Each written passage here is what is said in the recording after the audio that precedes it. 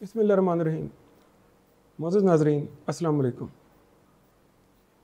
सूरह हामीम सजदा में अल्लाह ताला ने फरमाया, और जिन लोगों ने कहा कि यकीनन अल्लाह हमारा रब है और फिर वो इस पर साबित कदम रहे, तो फरिश्ते उन पर उतरते हैं या उतरेंगे और उन्हें कहेंगे ना डरो और ना गम खाओ।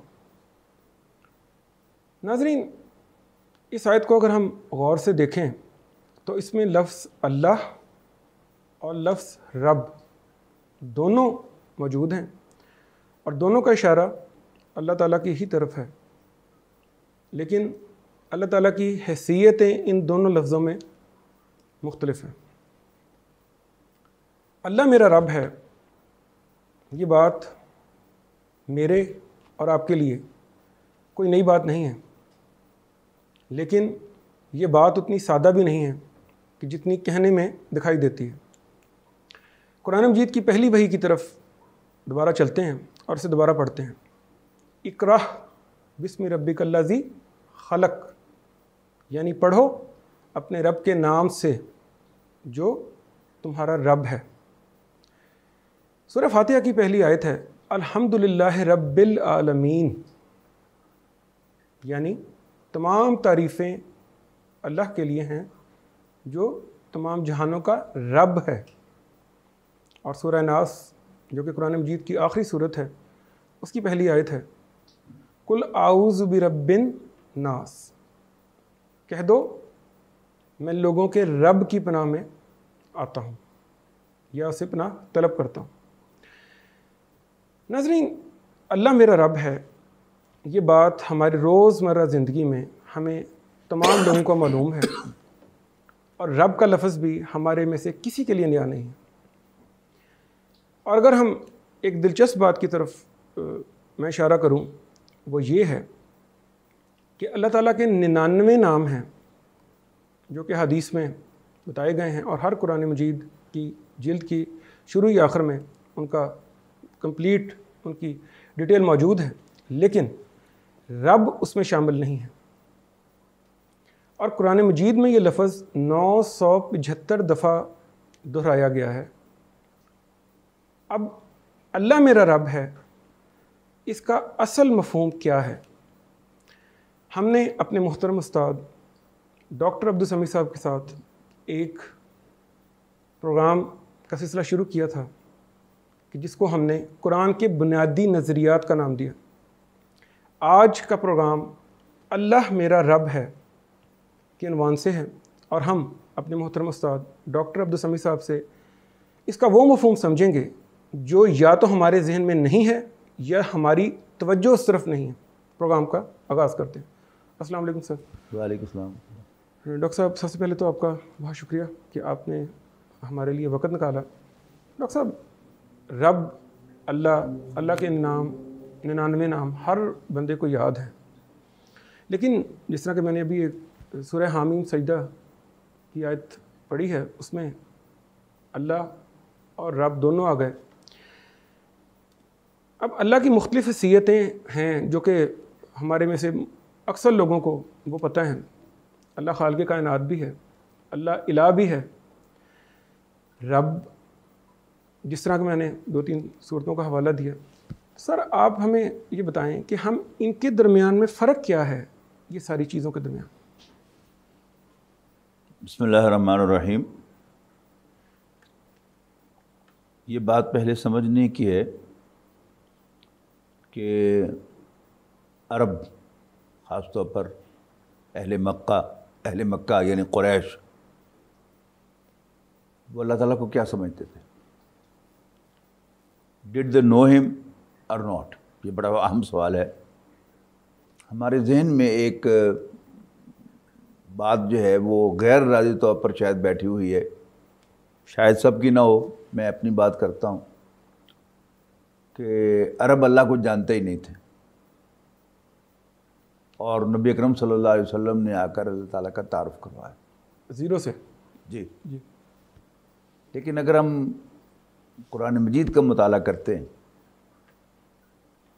तो हमें बड़ी हैरत होती है کہ قریش اہل عرب یہ اللہ تعالیٰ کو جانتے، پہچانتے اور خوب مانتے تھے۔ قرآن مجید میں متعدد بار ایک بات کہی گئی ہے، لَئِن سَأَلْتَهُمْ مَنْ خَلَقَ السَّمَاوَاتِ وَالْأَرْضَ لَيَقُولُنَّ اللَّهُ۔ السماوات والارض یہ محاورہ ہے قرآن مجید کا اس کائنات کے لیے۔ اے نبی اگر تم ان سے پوچھو، ان کون ہیں؟ وہی یہ قریش جن کی طرف آپ آئے، کہ بتاؤ بھلا اس کائنات کو کس نے پیدا کیا، زمین و آسمان یعنی کائنات کو کس نے پیدا کیا، تو لازماً کہیں گے اللہ ہی نے پیدا کیا۔ قریش یعنی کفار مکہ توحید کے ساتھ اللہ تعالیٰ کو خالق کائنات مانتے تھے۔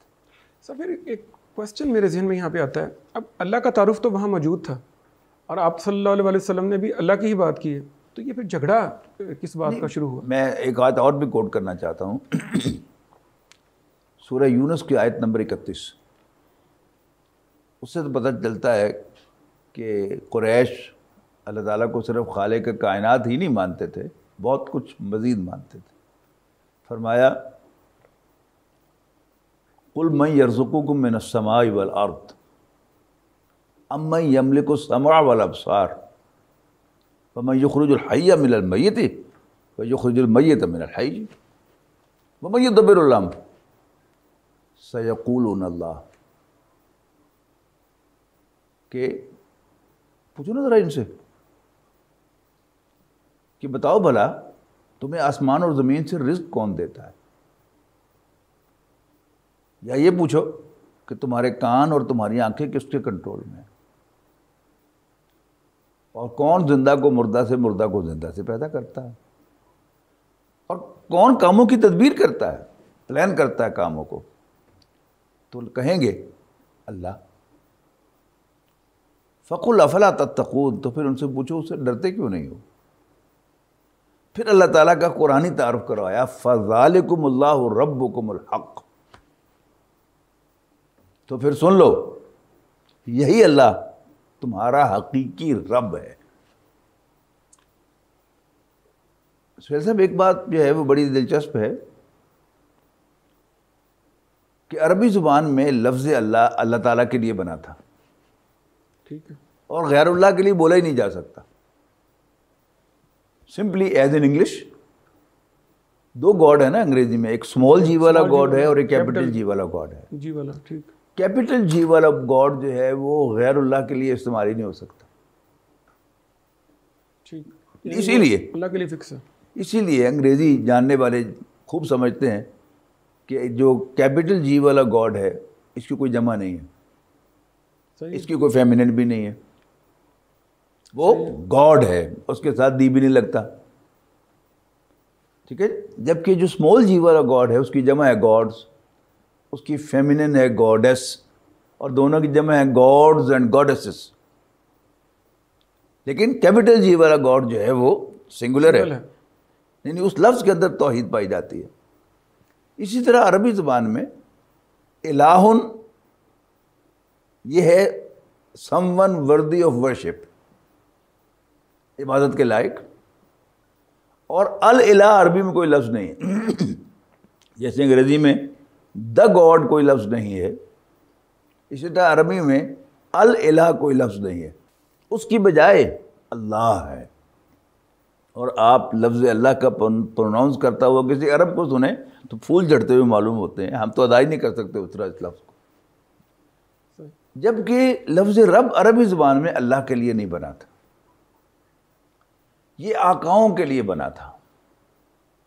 یعنی اگر آپ نے یہ کہنا ہو عربی میں کہ امیہ بن خلف حضرت بلال کا آقا تھا، تو آپ کے پاس اور کوئی لفظ نہیں ہے سوائے یہ کہنے کے کہ کانا امیہ رب بلال رضی اللہ عنہ، امیہ بلال کا رب تھا۔ عجیب بات یہ ہوئی خاص طور پر ہم انڈو پاک سب کانٹیننٹ کے لوگوں کے لیے کہ شاہ صاحب رحمۃ اللہ علیہ نے، شاہ ولی اللہ رحمۃ اللہ علیہ نے رب کا ترجمہ پروردگار کیا، اس لیے کہ را با با کا مادہ جب ورب کے طور پہ آتا ہے تو اس کی آخری پاسبلٹی پالنے والا ہے، لیکن جب یہ ناؤن کے طور پہ آتا ہے تو اس میں یہ معنی نہیں ہے۔ کوئی بھی ڈکشنری آپ اٹھا کے دیکھ لیں، آپ فقہ میں چلے جائیں، جو بھی کاروباری معاملات ہوتے ہیں اس میں ایک انویسٹر ہوتا ہے اور ایک ورکر ہوتا ہے۔ جو انویسٹر ہوتا ہے اس کو رب المال کہا جاتا ہے، مال کا مالک۔ آپ جائیں کسی عرب ملک میں اور مکان کرائے پہ لیں تو مالک مکان کو کیا کہیں گے؟ رب الدار، لینڈ لارڈ۔ انگریزی تراجم آپ دیکھیں گے تو بڑا فرینکلی ترجمہ لارڈ کرتے ہیں رب کا، لیکن انڈو پاک سب کانٹیننٹ میں پالنے والا ہو گیا۔ پالنے والا ایک سروس ہے اور لارڈ ایک حیثیت ہے، تو اسی سے اصل میں مفہوم بگڑ گیا۔ اور سارا جو نبی اکرم صلی اللہ علیہ وسلم اللہ تعالیٰ کو الہ واحد تو پہلے روز سے ٹریٹ کرتے تھے، یعنی کوئی بڑے سے بڑا دشمن بھی آپ پر یہ انگلی نہیں اٹھا سکا کہ فلاں موقع پر محمد نے کسی بت کو سجدہ کیا تھا، ٹھیک ہے نا؟ تو لیکن پھر جھگڑا کیا ہو گیا اچانک؟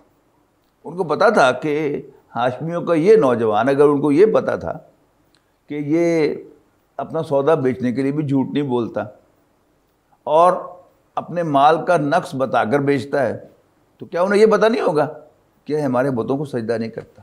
پتا، بالکل ایبسلیوٹلی پتا، لیکن کوئی جھگڑا نہیں تھا۔ لیکن قرآن مجید کی جو پہلی آیت نازل ہوئی اس میں اللہ تعالیٰ کا ایک نیا تعارف آ گیا۔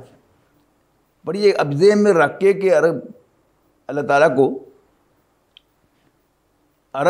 تعالیٰ کو خالق کائنات مانتے تھے، اب اس کو ذہن میں رکھ کے پہلی آیت پڑھی ہے، اقرا بسم ربک الذی خلق، پڑھ اپنے اسی رب کے نام سے جس نے پیدا کیا۔ اب اصل میں ہوا کیا کہ اس پہلی آیت نے عرب کے سرداروں کی دم پہ پاؤں رکھ دیا کہ رب تم نہیں ہو، رب وہی ہے جس نے تمہیں پیدا کیا۔ سر وہ کانشیسلی اپنے آپ کو رب کہتے تھے کہ انکانشیسلی کہتے تھے؟ نہیں، اصل میں مالک کا ترجمہ ہی رب ہے۔ صحیح، بڑی سمپل سی مثال ہے، آپ کا کوئی امپلائی ہے، ٹھیک ہے، اور وہ کسی دن کہے کہ جی اس کاروبار کا مالک میں ہوں، would you tolerate him؟ نو، یعنی اس کی 100 غلطیاں آپ معاف کر سکتے ہیں، وہ بڑا کمپیٹنٹ بھی ہے، آنیسٹ بھی ہے، بٹ یو وونٹ ٹالریٹ کہ وہ مالک بن بیٹھے، یا امپلائی آپ کا ہو مالک کسی اور کو سمجھے۔ تو جب اللہ تعالیٰ کو رب مانا، اور یہ بڑی دور تک اس کی بات ہے، آپ نے ایک لفظ سنا ہوگا فنڈامنٹلزم، ایکسٹریمزم۔ اب یہ ایکسٹریمزم کیا ہے؟ سیکولر ورڈ الاؤز اس کہ ہم اللہ کو مان لیں، کیا مانیں؟ خالق مانیں، الہ مانیں، سجدے کرتے رہیں اس کے لیے، لیکن ایز سون ایز ہم اس کو اپنا لارڈ مانیں گے تو پھر ہم اس کا کہنا بھی مانیں گے، اس کے ساتھ وفادار بھی ہوں گے، اور یہ سب کچھ جو ہے وہ اس کے ساتھ آ جائے گا۔ لیکن خالق مان رہے ہیں، اس کا کیا تعلق ہے؟ بس یہ بلڈنگ ہے، ٹھیک ہے نا، اس کا کوئی کنسٹرکٹر بھی تھا، کوئی بلڈر بھی تھا، کوئی معمار بھی تھا، کوئی کانٹریکٹر بھی تھا، ٹھیک ہے نا، لیکن یہ بلڈنگ ملکیت کس کی ہے؟ عصریت العلوم کی، صحیح، ٹھیک ہے نا، محمدی مسجد کی، بالکل ٹھیک، ٹھیک ہے نا۔ تو جس دن بلڈر کو، معمار کو، کنٹریکٹر کو، آرکیٹیکٹ کو پیسے دے کر اس سے پوزیشن لے لی گئی، اب ان سب کا اس بلڈنگ کے ساتھ کوئی تعلق نہیں۔ یعنی جس معمار نے یہ دیواریں چنی تھی اور یہ اوپر لینٹر ڈالا تھا، آپ اس کو ڈیمولش کر دیں بینگ دا لارڈ، یا آپ اس میں کوئی امینڈمنٹ کر دیں، کسی دیوار کو گرا کر بیم ڈال کر بڑا کمرہ کر لیں، وہ جو معمار ہے، مستری ہے، وہ آ کر یہ نہیں کہہ سکتا کہ آپ نے میری اجازت کے بغیر اس کو کیوں کہا۔ It belong to you, yet it belongs to you. تو مالک آپ ہیں۔ تو اب ہمارا دشمن سیکولر ورڈ کیا چاہتا ہے کہ اللہ کو ماننا ہے تو مارجنلی مانو، چیدہ اوپر سے، ہاں، لیکن don't go to the extreme. صحیح. سمجھ میں آتی. تو اللہ تعالیٰ کو رب ماننا, اللہ تعالیٰ کے لیے ہمیں کیوں لڑنا اور مرنا ہے؟ اس لیے کہ وہ ہمارا رب ہے. اور اس میں ایک بڑی کلیور موو بھی اب آ گئی کہ پالنے والا اگر رب ہے تو پھر اگر ہمیں آئی ایم ایف کھلا رہا ہے تو پھر ہمارا رب کون ہوا؟ آئی ایم ایف ہو گیا. لیکن مالک نہیں بدلتا, مالک ہوتا ہے اور مالک بندوبست کرتا ہے کھانے کا بھی پلانے کا بھی, لیکن وہ جتنا چاہتا ہے کھلاتا ہے اور جسے چاہتا ہے بھوکا بھی مار لیتا ہے. صحیح. مالک لیکن اس کا امیجن کرے نا, مالک لارڈ کون ہے؟ تو اصل میں جو رب ہے یہ لارڈ تھا. یعنی اس کا اگر آپ ترجمہ ہی کرنا چاہیں تو انگریزی میں رب کا ترجمہ لارڈ ہے, فارسی میں اس کا ترجمہ آقا ہے, وہی اردو میں آ گیا. پھر پنجاب کی شہری زبان میں اس کا ترجمہ میاں ہے, میاں صاحب, یعنی مل مالکان کیا کہلاتے ہیں؟ میاں صاحبان. اور پنجاب کی دیہاتی زبان میں اس کا ترجمہ چودھری ہے. چودھری صاحب کون ہے؟ ٹھیک ہے نا, وہ لینڈ لارڈ ہے. اور سرائکی میں, جنگلی میں اس کا ترجمہ سائیں ہے. تو اب دیکھیے گا شہری زبان میں ہم اللہ میاں کہتے ہیں, اور یعنی سرائکی میں اور جنگلی زبان میں اللہ سائیں. تو یہ سائیں اس کا ترجمہ ہے. تو جب ہم نے یعنی وہ اصطلاحات بدل لیں اور ان کا مفہوم بدل لیا تو اس سے وہ دین کا جو بنیادی تصور ہے وہی امینڈ ہو گیا.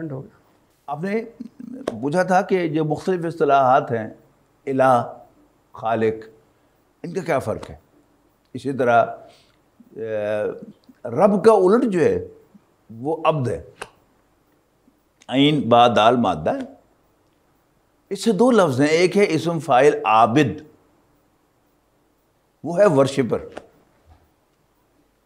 اور ایک ہے عبد, وہ ہے سلیو. اچھا, اب ایاک نعبد, پہلے یعنی سورہ فاتحہ میں آئیں تو اللہ تعالیٰ کو اوپننگ آیت میں جو قرآن مجید کی پہلی آیت ہے وہ ہے الحمدللہ رب العالمین. ساری تعریف تو اس اللہ کی ہے جو تمام جہانوں کا رب ہے. اور پھر الرحمن الرحیم, مالک یوم الدین, یہ کیا ہے؟ یہ اللہ تعالیٰ کے نام ہیں. اس کے بعد ہے ایاک نعبد. اب ایاک نعبد کے دو ترجمے ہو سکتے ہیں. ایک کیا ہے, یعنی الہ مانتے ہوئے ترجمہ کریں گے تو وہ ہوگا اے اللہ میں تیری عبادت کرتا ہوں اور تجھ سے مدد مانگتا ہوں. اچھا, اب کر کے دیکھیں, یا اللہ میں تیرے لیے 2 نفل پڑھتا ہوں تو مجھے 2 روٹیاں دے دے, میں بھوکا ہوں. اللہ تعالیٰ کہہ سکتا ہے جاؤ دفع ہو جاؤ, مجھے تمہارے 2 نفلوں کی ضرورت نہیں ہے, تو پھر میں تو بھوکا مر گیا نا. اب دوسرا ترجمہ کیجیے, ایاک نعبد و ایاک نستعین, اے اللہ ہم تیرے ہی بندے ہیں. اور یہ ٹیکنیکلی صحیح ترجمہ ہے. اگر آپ عبادہ یعبدو سے مانیں گے نعبدو, تو اس کا ترجمہ ہوگا ہم تیری عبادت کرتے ہیں. اور اگر اس کو باب کارما سے مانیں گے عبودہ یعبدو, تو اس سے نعبدو مانیں گے تو اس کا مطلب ہے کہ ہم تیرے بندے ہیں. تو ایاک نعبد و ایاک نستعین. اب دوسرا ترجمہ کر کے دیکھیں, یا اللہ میں تیرا غلام ہوں, تو میرا مالک ہے, مجھے کھانا دے. اب رائٹ اسٹیبلش ہو گیا نا مانگنے کا. کیوں مانگ رہا ہوں میں؟ اللہ کو رب مان لیا. تو اس کو مالک مانا ہے, میں اس کا غلام ہوں, دے.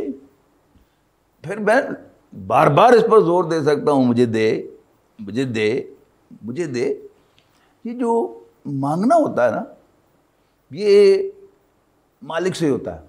میں ایک سمپل سی مثال آپ کو دیتا ہوں.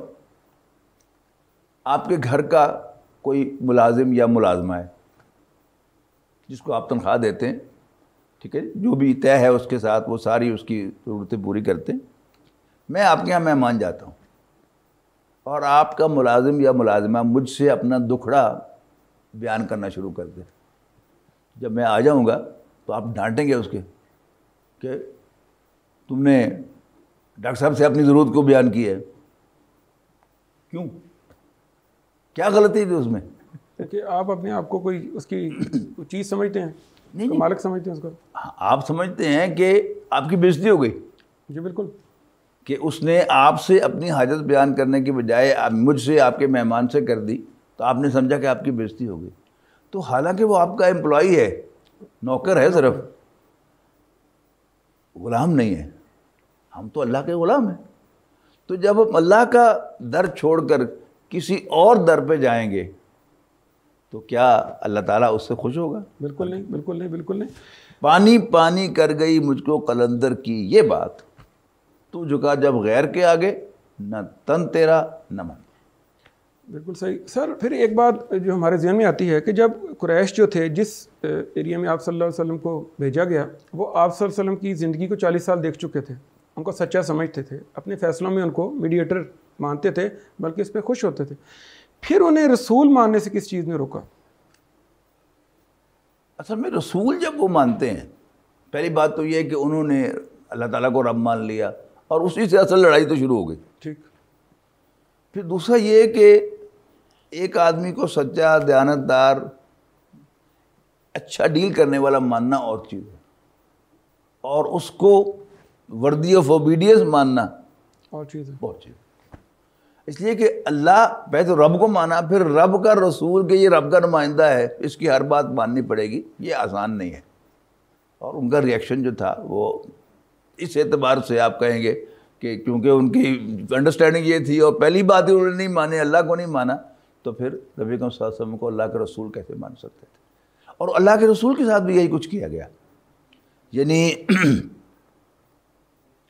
آدھے گھنٹے کا ایک پروگرام ہوتا ہے ٹی وی کا, اور اس میں حضور صلی اللہ علیہ وسلم کی سیرت پر مذاکرہ ہوتا ہے, اور اس میں نبی کریم صلی اللہ علیہ وسلم کی صداقت, دیانت, شرافت, اخلاق سب کچھ زیر بحث آتا ہے, لیکن ان کی بحثیت رسول جون سی ہے ذکر ہی نہیں ہوتا. ذکر ہی نہیں ہوتا. کیوں؟ بالکل ٹھیک.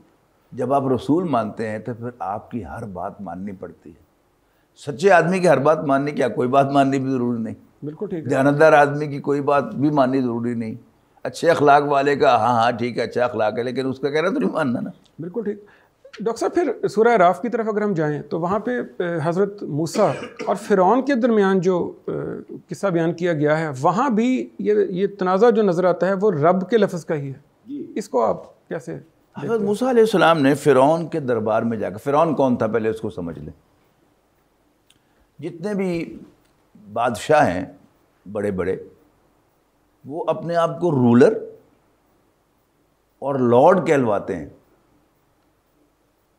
الہ نہیں کہلاتے, اور نہ خالق کہلواتے ہیں. اس لیے کہ سب کو پتا ہے کہ اس نے پیدا نہیں کیا. زیادہ سے زیادہ وہ خالق کو کنفیوز کریں گے تو ماں باپ کے ساتھ کریں گے نا, تو بادشاہ بیچ میں کہاں سے آ گیا. لہٰذا وہ کبھی اپنے آپ کو خالق نہیں انٹروڈیوس کروائے گا. ٹھیک. رب انٹروڈیوس کروائے گا, اور بادشاہ رولر انٹروڈیوس کروائے گا. حضرت اچھا, اور فرعون تو اپنے آپ کو رب اعلیٰ کہتا تھا. قال انا ربکم الاعلیٰ, میں تمہارا سب سے بڑا لارڈ ہوں, سب سے بڑا آقا ہوں. اب اس کے سامنے جا کر بڑے دربار میں حضرت موسیٰ اور حضرت ہارون نے جا کر کہا انا رسولا ربک, ہم تیرے رب کی طرف سے بھیجے ہوئے ہیں. اس سے زیادہ بے عزتی نہیں ہو سکتی تھی فرعون کی. فوراً ایک دم اس نے کہا کہڑا تیرا رب. تو پھر موسیٰ علیہ السلام نے تقریر شروع کر دی. بیچ بیچ میں انٹرپٹ کرتا رہا, لیکن موسیٰ علیہ السلام نے اپنی تقریر جاری رکھی کہ کون ہے میرا رب. ٹھیک. تو اس پر تکلیف بڑی جینوئن ہوئی تھی فرعون کو کہ میں اس پوری سلطنت میں تو کلیم کر رہا تھا کہ میں رب ہوں.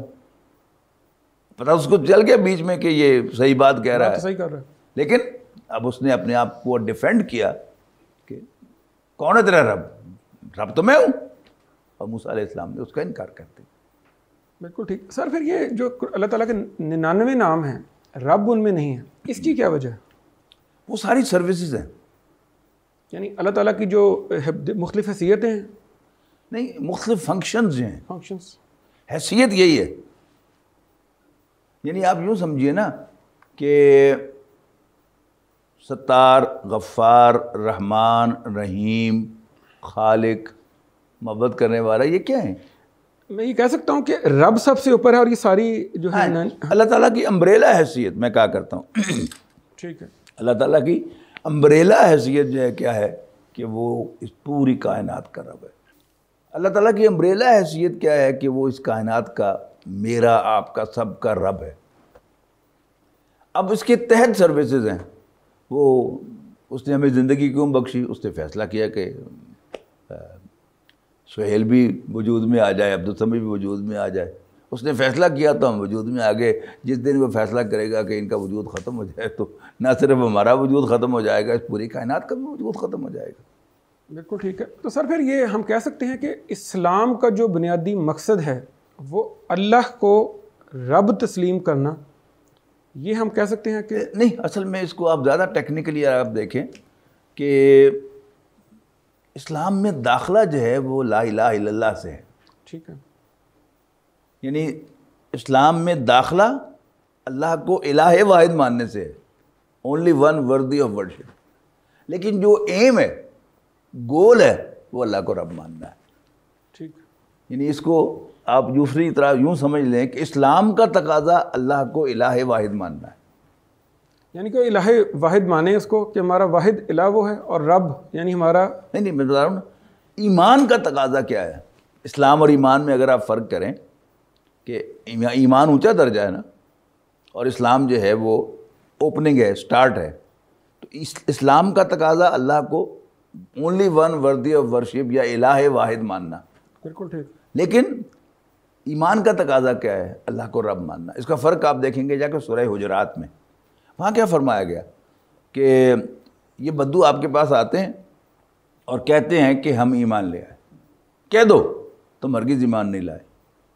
یہ کہو کہ ہم مسلمان ہو گئے ہیں، اور ایمان تو بھی تمہارے دلوں میں داخل ہی نہیں ہوا. لیکن پھر بھی اگر تم اللہ اور اس کے رسول کا کہنا مانتے رہو تو اللہ تمہارے اعمال میں سے کچھ کمی نہیں کرے گا. یعنی وہ جو ایمان کا نہ ہونا یا ایمان کا کم ہونا، اس کے تو کوئی عمل قابل قبول نہیں ہے، تو اللہ تعالیٰ رعایتاً تمہارے عمل قبول کر لے گا. اب سوال پیدا ہو گیا پھر مومن کون ہے؟ انما المؤمنون الذین آمنوا باللہ ورسولہ ثم لم یرتابوا. مومن تو بس وہی ہیں جو مانے اللہ اور اس کے رسول کو اس طرح کہ ثم لم یرتابوا، پھر کبھی شک میں نہ پڑے. وجاہدوا باموالہم وانفسہم فی سبیل اللہ، اور اپنی سب کچھ کے ساتھ، جان و مال کے ساتھ اللہ کے راستے میں جہاد کرے. یعنی جان بھی قربان کر دے، مال بھی قربان کر دے. سارا وہ کس کے لیے ہوتا ہے کہ یہ میرا نہیں ہے، یہ میرے آقا کا ہے. اس کے سامنے قربان کر دے تو پھر یہی مومن کہلانے کے اصل حقدار ہے، اور یہی ایمان والے ہیں. سر پھر ہماری حیثیت پھر جب اللہ کو ہم لارڈ یعنی رب مانتے ہیں، ہماری حیثیت پھر غلام کی ہوئی. جی بالکل. تو پھر غلام اور نوکر میں کیا فرق آپ کریں گے؟ اور دوسری بات پھر یہ کہ اگر ہم اللہ کے غلام ہیں تو پھر ہمارے حقوق پھر کیا ہیں اللہ کے ذمہ؟ اس کو اگر آپ کمپیئر کریں، یعنی ایک ذہن میں آپ کمپیریزن لائیں امپلائمنٹ اور سلیوری کا. ٹھیک. اگر آپ چارٹ بنائیں اور ایک طرف لکھیں سلیوری، ایک طرف لکھیں امپلائمنٹ، اور ان کو کمپیئر کریں. سب سے پہلا اور بڑا نمایاں اور بنیادی فرق جو ہے وہ یہ ہے کہ نوکری ہمیشہ چوائس سے ہوتی ہے. ٹھیک. Employment is always by choice and by mutual understanding. آپ کو ایک آفر ہوئی جاب کی، آپ نے قبول کی تو آپ امپلائی ہو گئے، اور جب آپ کا جی چاہے گا یو ول کوئٹ، استعفیٰ دیں گے، یا مالک چاہے گا تو آپ کو فائر کر دے گا. لیکن غلامی is never ever by choice. غلامی کبھی انسان کے اختیار میں نہیں ہوتی. ٹھیک. یہ بڑا بنیادی فرق ہے. اب اس کے تحت آگے آئے گا کہ امپلائمنٹ میں ایک کانٹریکٹ ہوتا ہے کہ آپ کو کس کام کے لیے نوکر رکھ رہے ہیں، آپ کی اوقات کار کیا ہوں گے، آپ سے کس نوعیت کا کام لیا جائے گا، اور پھر ساتھ آپ کو مراعات کیا حاصل ہوں گی، تنخواہ کتنی دیں گے، الاؤنسز کیا ہوں گے، فیسیلیٹیز کیا ہوں گی. یہ سب کیا ہے؟ اس کانٹریکٹ کے تحت ہے. جبکہ غلامی میں کوئی کانٹریکٹ نہیں. 24 گھنٹے غلام. جی 24 گھنٹے غلام. نہ ٹائمنگز ہیں اور نہ، المنجد مشہور ڈکشنری ہے عربی کی، اس میں یعنی آبودا یا آبودو، جو میں نے عرض کیا نا کہ باب کاروما سے ہو تو اس پر وہ کہتے ہیں عبدن، صفت ہے بندہ، غلام. اور آگے لکھا انہیں جدی پشتی غلام ہونا. بالکل ٹھیک. یعنی میں بھی اللہ کا غلام ہوں, میرے والد مرحوم بھی اللہ کے غلام تھے, میرے دادا پردادا یہاں تک کہ میرے جد امجد آدم علیہ السلام بھی اللہ کے غلام تھے. دس از مائی اسٹیٹس. بالکل ٹھیک. اور میں پیدا بھی غلام ہوا تھا, اب بھی غلام ہوں, مروں گا تو بھی غلام ہوں گا, اور قیامت کے دن اٹھوں گا تو بھی غلام ہوں گا. بالکل ٹھیک. غلام جو ہے یہ 24 گھنٹے کا غلام ہے, جاگتا ہوا بھی غلام ہے, سویا ہوا بھی غلام ہے, ٹھیک ہے, چلتا ہوا بھی غلام ہے, بیٹھا ہوا بھی غلام ہے, اور کھڑا بیٹھا ہر پوسچر کے اندر وہ غلام ہے. بالکل. اور اگر انسان اس بات کو سمجھ جائے اور قبول کر لے اس حقیقت کو, تو پھر وہ علامہ اقبال نے جو کہا تھا کہ کشادہ دست کرم جب وہ بے نیاز کرے تو نیاز مند نہ کیوں عاجزی پہ ناز کرے. یعنی کسی انسان کی غلامی, یہ انسان کے لیے توہین کی, انسلٹ کی بات ہے, لیکن اصل مالک کی غلامی اس میں انسان کے لیے فخر ہے. یعنی جیسے ہوتا ہے نا کہ ایک ملٹی نیشنل بڑی کمپنی کا کوئی امپلائی ہے نا, تو وہ بڑا فخر سے بتاتا ہے کہ جی میں فلانی کمپنی میں ملازم ہوں. صحیح. حالانکہ ہوتا ملازم ہی ہے, لیکن جب میں یہ فیل کروں گا اور بیان کروں گا کہ میں رب العالمین کا غلام ہوں, تو آپ ذرا اس کو تھوڑی دیر کے لیے امیجن کر کے دیکھیں کہ how dignified within myself I will appear to be. بالکل ٹھیک ہے نا. ٹھیک. تو جی سر ایک سوال میرا پھر یہاں سے میرے ذہن میں آیا کہ ہم اکثر ہمارے میں سے لوگ یہ کرتے ہیں کہ اللہ تعالیٰ سے دعا کرتے ہیں کہ میرا فلاں کام ہو جائے تو میں مسکینوں کو کھانا کھلا دوں گا, میں کوئی کھانے کی دیگیں دے دوں گا, میں روزے رکھ لوں گا, یا میں کچھ. تو کسی نیکی کو جب ہم غلام ہیں, ہماری حیثیت ہی کچھ نہیں ہے, نہ ہمارے حقوق ہیں اللہ کے سامنے, تو پھر یہ نیکی کو کسی عبادت کے ساتھ مشروط کرنا بھی ٹھیک ہے؟ نبی اکرم صلی اللہ علیہ وسلم کی اس کی اجازت دی ہے تو ٹھیک ہے. یعنی وہ ہیں اصل اللہ کے نمائندہ. یعنی آئیڈیلی جو رب کے ساتھ یہ میچ نہیں کرتا, ٹھیک, لیکن آپ یوں سمجھیے کہ الہ کے ساتھ یہ میچ کر جاتا.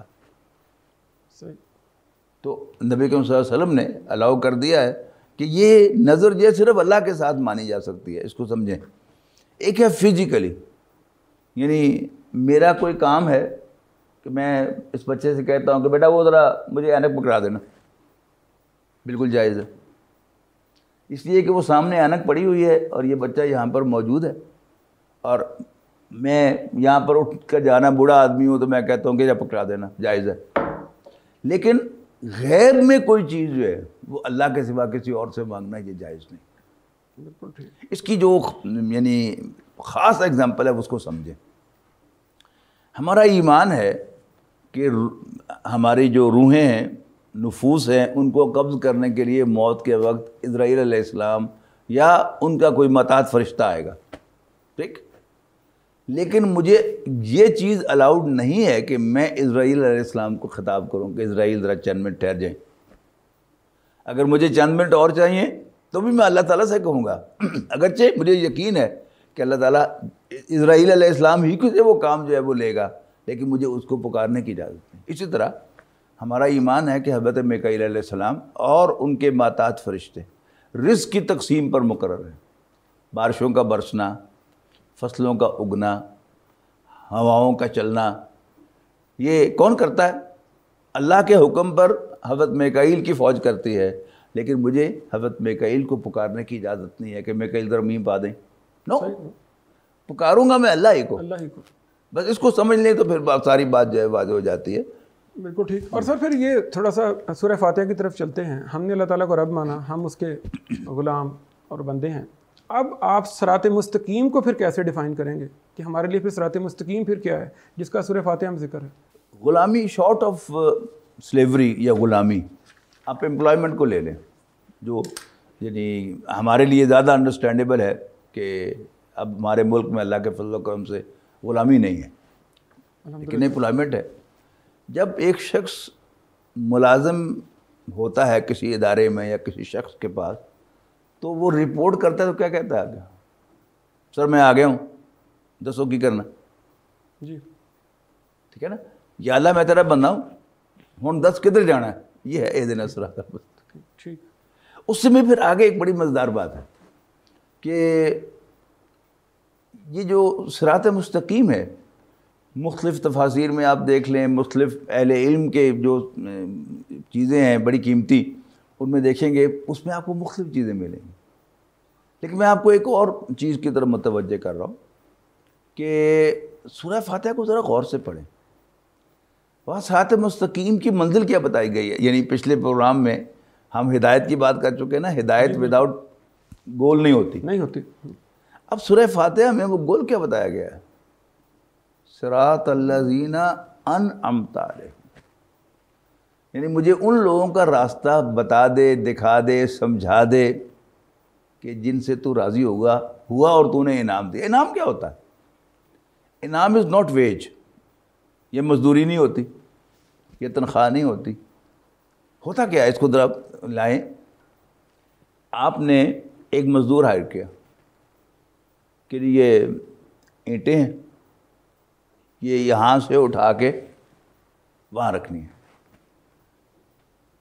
مزدور نے بڑی محنت سے کی، کوئی اینٹ اس نے ٹوٹنے نہیں دی، اور اینڈ پر اس نے کہا کہ میاں صاحب ذرا جھاڑو دو نا، میں جگہ بھی صاف کر دیں.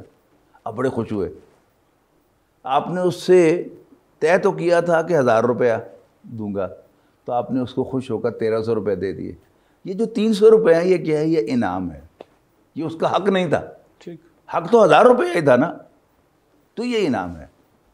اچھا، اب یہاں پر کہا کیا جا رہا ہے کہ اے میرے رب، تو مجھے ان لوگوں کا راستہ بتا دے، دکھا دے، سمجھا دے جن سے تو راضی ہوا اور تو نے ان کو انعام دیا. صحیح. اچھا، اب وہ انعام کیا ہے؟ یہ بڑی دلچسپ بات ہے کہ وہ انعام مغفرت ہے. یعنی میری اصل جو کامیابی ہے وہ کیا ہے؟ میں قیامت کے دن کامیاب ہو جاؤں اللہ تعالیٰ سے. کامیابی کیا ہے اس کو بھی سمجھے. اللہ خوش ہو جاؤں مجھ سے، اللہ مجھ سے خوش ہو کر میرے گناہ معاف کر دے اور میرا حساب کتاب نہ لے. صحیح. اللہ کن سے خوش ہوتا ہے؟ وہ سارا کا سارا دین ہے کہ اللہ تعالیٰ کس کس سے خوش ہوتا ہے، اور وہ اصل چیز وہی ہے. یعنی نبی اکرم صلی اللہ علیہ وسلم نے ارشاد فرمایا نا کہ کوئی شخص بھی جنت میں داخل نہیں ہو سکے گا جب تک اللہ تعالیٰ کی مہربانی شامل حال نہیں ہوگی. تو کسی صحابی نے پوچھا کہ اللہ کے رسول آپ بھی؟ آپ نے فرمایا ہاں، استغفر اللہ ربی 70 مرۃ فی کل یوم، میں تو روزانہ 70 دفعہ اللہ سے بخشش معافی مانگتا ہوں. کس بات کی؟ اس لیے کہ اس کو ایک اور حدیث سے بہت اچھا واضح کیا گیا ہے. نبی صلی اللہ علیہ وسلم نے فرمایا کہ ایک شخص آئے گا قیامت کے دن، بڑے نیک اعمال ہوں گے اس کے، تو اللہ تعالیٰ اس کو کہے گا جا میں نے تمہیں معاف کیا، تو جا جنت میں بغیر حساب کے. وہ کہے گا نہیں میں بڑی محنت کر کے آیا ہوں کہ اللہ حساب لے میرا، I am ready to face the accountability. اللہ تعالیٰ کہے گا جا میں نے تمہیں معاف کیا. جب وہ ضد کرے گا تو اللہ تعالیٰ فرشتوں سے کہے گا کہ ہاں بھائی اس کا حساب لو، بھائی اس کا حساب، پہلے آنکھ کا حساب لے لو. اب آنکھ کے حساب میں وہ فیل ہو جائے گا. اب وہ درخواست کرے گا کہ اللہ مجھے معاف کر دے. اس لیے کہ آنکھ کا حساب خاص طور پر کسی مرد کے لیے دینا آسان نہیں ہے. اور پھر ایک آسپیکٹ ہے وہ صرف حساب کا کہ میں نے تیری مرضی کے خلاف استعمال نہیں کیا. ایک اور بھی تو حساب ہے نا، اس نعمت کا حساب. یعنی 4-5 سال پہلے واک کرتے ہوئے مر گیا تو میری یہ انگلی فریکچر ہو گئی، ابھی تک سیدھی نہیں ہوئی. اور اس دن مجھے احساس ہوا تو یہ تو بڑی امپورٹنٹ تھی. یعنی میں میز پر یوں کر کے ہاتھ پھیرنا چاہوں کہ گرد سے پڑی ہوئی ہے تو یہ اس ہاتھ سے میں کر سکتا ہوں، اس لیے کہ یہ پورا کا پورا ہاتھ ٹچ نہیں ہوتا میز کے ساتھ. اور ابھی تک میں منرل واٹر کی بوٹل نہیں کھول سکتا، اس لیے کہ اس دن پتہ چلا مجھے کہ اصل تو یہ انگلی سے جو زور لگاتی تھی. تو پھر اس یعنی 67 سال کی عمر میں نے ایک دن پھر نیچے پاؤں سے لے کر یوں کر کے یا اللہ تیرا شکر ہے، یا اللہ تیرا شکر ہے. 67 سال کے بعد شکر کیا، اس میں آنکھ کا شکر ادا کیا. میں نے پوری زندگی آنکھ کا، انگلی کا، ناخنوں کا، بالوں کا کبھی شکریہ ادا نہیں کیا تھا. تو جب حساب ہوگا، پنجابی میں کہتا ہے نا حساب ہوتا ہے، تو حساب ہوگا تو پھر نعمت کا بھی تو حساب ہوگا نا. اور یہ کون ہوگا ہم میں سے کہ جو یہ حساب دے سکے گا؟ تو اصل کامیابی کیا ہے؟ جس سے اللہ راضی ہو جائے گا، اللہ تعالیٰ اسے معاف کر دے گا. جا میں نے معاف کیا. تو سر پھر یہاں پہ اگر ہم دنیا میں ہم اللہ کے بندے ہیں، اس کے غلام ہیں، ہم سے غلطی ہو جاتی ہے، کس سے بھی غلطی ہو جاتی ہے، اس کا پھر کیا ہمارا رد عمل ہونا چاہیے؟ معافی مانگیں.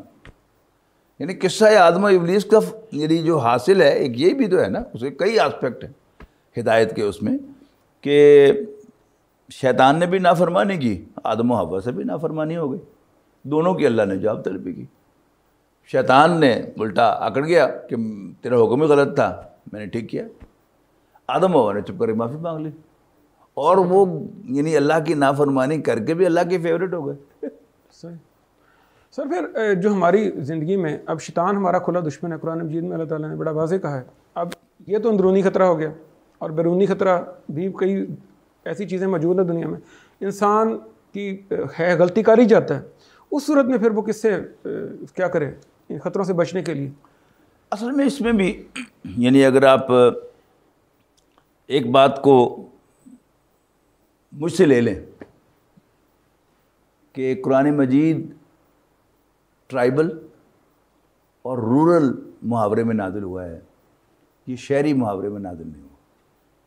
میں نے اس کیا نا کہ شہروں کا بڑا میاں ہوتا ہے، میاں صاحبان، اور دیہاتوں کے بڑے چوئی صاحب ہوتے ہیں، چوئی صاحبان ہوتے ہیں.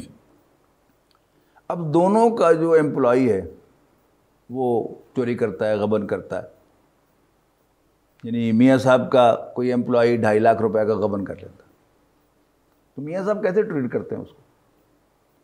اکاؤنٹنٹ کو بلاتے ہیں کہ دیکھو ذرا اس کے ذمے کتنے پیسے ہیں، اور پھر اس کے گھر فون کرتے ہیں کہ آپ نے بندے نے 2.5 لاکھ روپیہ غبن کیا ہے، 2.5 لاکھ دے جاؤ تو بندہ لے جاؤ، ورنہ ہم اس کو پولیس کے حوالے کرتے ہیں. اس کے مقابلے میں جب چوئی صاحب کا کمی، جو غلام ہوتا ہے، نوکر نہیں ہوتا، اس کو دیہات کا شخص جو ہے وہ سمجھتا ہے، وہ دیہاتی محاورہ کہ کمی غلام ہوتا ہے، اس کی کوئی تنخواہ نہیں ہوتی، اس کو لسی بھی چوئی صاحب دیتے ہیں، باقی سب باتیں چھوڑ دیں.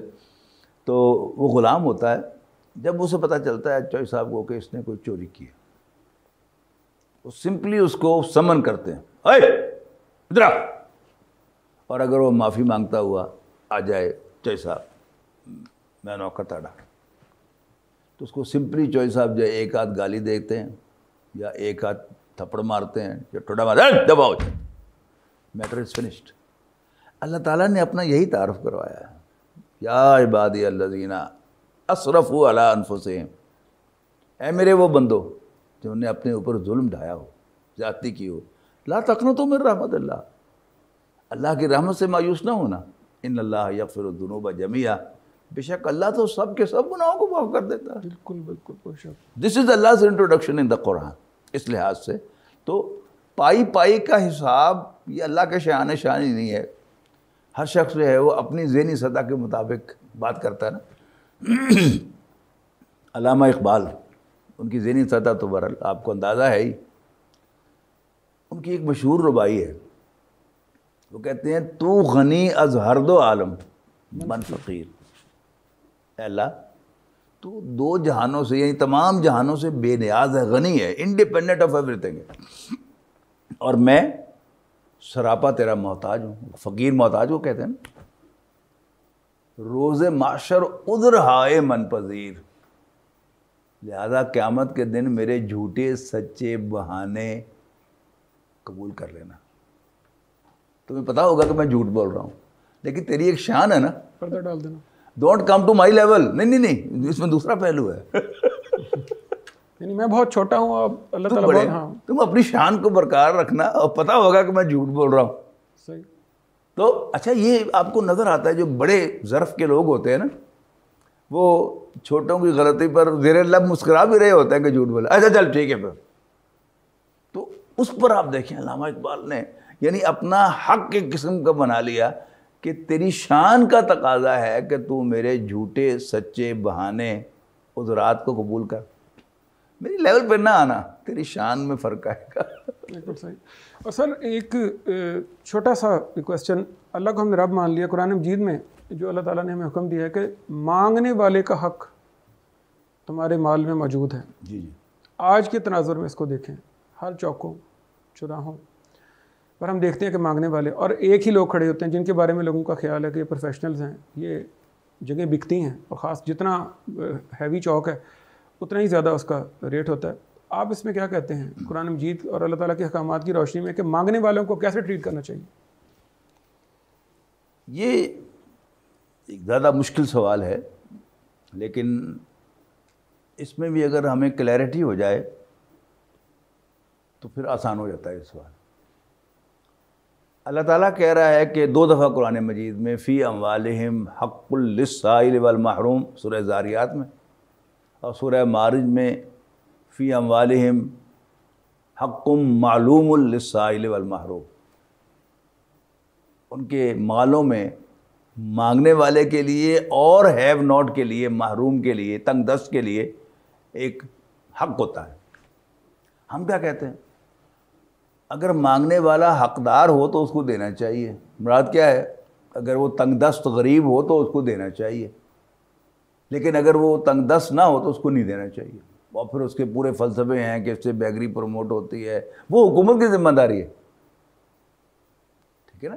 لیکن ایک شخص آیا ہے میرے پاس سائل بن کر، تو اب مجھے آیت آ جائے قرآن مجید کی یاد کہ فی اموالہم حق معلوم للسائل والمحروم، تو پھر میں اپنا فیصلہ جتلاؤں، ایک اللہ کا فیصلہ ہے کہ وہ حقدار ہے، مانگنے والا حقدار ہے، اور میں سمجھتا ہوں کہ حقدار نہیں ہے، تو فیصلہ کس کا چلنا چاہیے؟ میرا یا رب العالمین کا؟ سمپل سی بات ہے۔ نبی اکرم صلی اللہ علیہ وسلم نے اس بات کو اور واضح کیا۔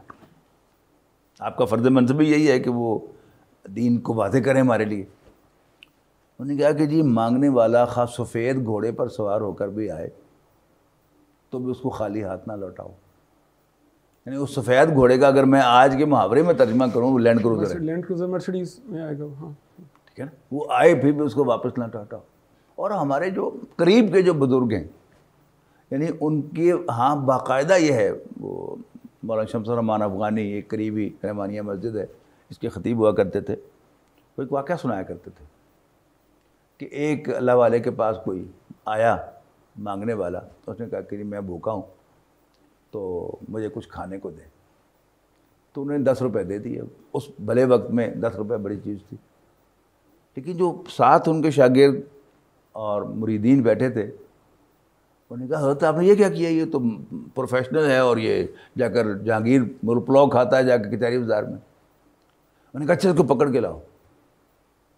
وہ پکڑ کے لے آئے، تو آئے تو اس کو 60 روپے اور دے دیے کہ میں تو تمہیں اپنے جیسا درویش سمجھا تھا کہ جو روکھی سوکھی کھاتا ہے، میرے دوستوں نے بتایا ہے کہ تم تو مرغ پلاؤ کھاتے ہو، جاؤ اپنی پسند کا کھانا کھاؤ، اور پیسے اس کو دیتے۔ یہ کیا ہے؟ یہ بڑوں کی بڑی باتیں ہیں جو ہماری سمجھ میں نہیں آتی۔ بالکل ٹھیک۔ اس کو سمجھنے کے لیے آپ یہ سمجھیں کہ قیامت کے دن یہ اصل میں اللہ تعالیٰ امتحان لیتا ہے نا۔ وہ جو ابھی میں نے بات کی کہ آنکھ کا بھی حساب ہوگا اور بال اور ناخن کا بھی حساب ہوگا، اب قیامت کے دن میں اللہ تعالیٰ کے سامنے حاضر ہوں گا۔ گناہ تو میں نے بے شمار کیے ہوئے ہیں، ناشکری بھی کی ہوئی ہے، ٹھیک ہے جی۔ اب میں اللہ تعالیٰ سے درخواست کرتا ہوں کہ یا اللہ مجھے معاف کر دے، حالانکہ میں نے گناہ کیے ہیں۔ عدل کیا ہے؟ سزا دی جائے کہ if I am guilty I should be punished۔ اگر میں گناہ گار ہوں تو مجھے سزا ملنی چاہیے۔ پھر میں کس منہ سے کہہ رہا ہوں اللہ تعالیٰ سے کہ یا اللہ مجھے معاف کر دے؟ تو یہ کیا ہے؟ یہ میرا حق نہیں ہے، حق نہیں ہے۔ یہ اللہ تعالیٰ کی مہربانی ہے جو مجھ سے تقاضا کر رہا ہوں۔ اور دنیا میں بھی ہم بار بار غلطی کر کے اللہ تعالیٰ سے بار بار معافی مانگنے کے لیے حاضر ہوتے ہیں۔ تو اس کو سمجھیں کہ اللہ تعالیٰ نے یہ ہمارا امتحان لیا ہوا ہے کہ ہم اللہ کا وہ مانتے ہیں یا نہیں مانتے۔ باقی یہ اپنی جگہ پر ایک ہے کہ یہ بیگری نہیں ہونی چاہیے، لیکن یہ ذمہ داری کس کی ہے؟ یہ حکومت کی ہے۔ حکومت کی۔ ڈاکٹر صاحب آپ کا بہت شکریہ، آپ نے نہایت تفصیل کے ساتھ ہمیں اللہ ہمارا رب ہے یہ سمجھایا ہے۔ آپ کی تشریح آوری کا بہت شکریہ۔ ناظرین، اس کے ساتھ ہی ہمارے آج کے پروگرام کا وقت اب ختم ہوتا ہے۔ ناظرین، اللہ ہمارا رب ہے، یہ ڈاکٹر صاحب کی انتہائی مدلل گفتگو سننے کے بعد یقیناً ہمیں سمجھ آیا ہے، اور ہمارے جو خیالات پروگرام شروع ہونے سے پہلے تھے وہ یقیناً بدل چکے ہیں۔ اللہ ہمارا رب ہے، ہم اس کے بندے ہیں، غلام ہیں، ہماری کوئی حیثیت اللہ کے سامنے نہ ہے نہ ہو سکتی ہے، اور دوسرا ہمارے کوئی حقوق نہیں ہیں۔ ہم اللہ تعالیٰ سے کسی بات کا کوئی ایسا گلہ شکوہ نہیں کر سکتے کہ فلاں بندے کی ذہانت زیادہ ہے، فلاں کو تو نے مال زیادہ دیا ہے، فلاں کے دونوں ہاتھ سلامت ہیں اور فلاں ایک ہاتھ سے محروم ہے، یا کوئی لنگڑا ہے تو کسی ایک کی ایک آنکھ نہیں ہے۔ تو ہم یہ کہنے کے قطعاً حقدار کوئی نہیں گورا ہے، کوئی کالا ہے، کوئی خوبصورت ہے اور کوئی خوبصورت نہیں ہے. بالکل.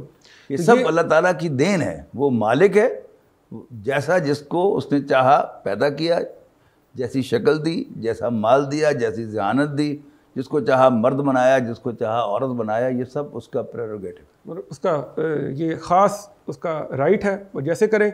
ہم نے یہ کرنا ہے کہ جو حکم ہمیں اللہ تعالیٰ نے دیا ہے ہم نے اس کو من و ان اس طرح تسلیم کرنا. اپنا، اپنے دوستوں، اپنے عزیزوں کا رب سب کا خیال رکھیے گا. آئندہ کسی نئے موضوع کے ساتھ پھر حاضر ہوں گے. تب تک کے لیے اجازت. اللہ حافظ.